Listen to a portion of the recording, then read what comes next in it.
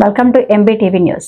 కార్తీక 4వ సోమవారం సందర్భంగా లక్ష దీపోత్సవం ఆకాశ దీపం పుష్కరణ హారతి కార్యక్రమం నిర్వహించబడుతుంది.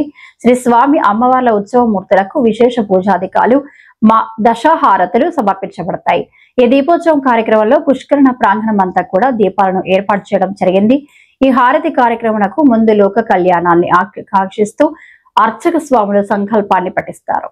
తర్వాత కార్యక్రమము నిర్విఘ్నంగా జరగాలని ముందుగా మహాగణపతి పూజ జరిపించబడుతుంది. సాంప్రదాయాన్ని అనుసరించి నదీమ తల్లికి ఏకహారతి, నేత్రహారతి, బిల్వహారతి, నాగహారతి, పంచహారతి, సద్వోజాతాది పంచహారతులు, కుంభహారతి, నక్షత్రహారతి, రథహారతి, కర్పూర హారతులు ఇవ్వబడతాయి. మనం పవిత్రంగా భావించే పంచగంగలలో కృష్ణవేణి నది కూడా ఒకటిగా చెప్పబడుతోంది.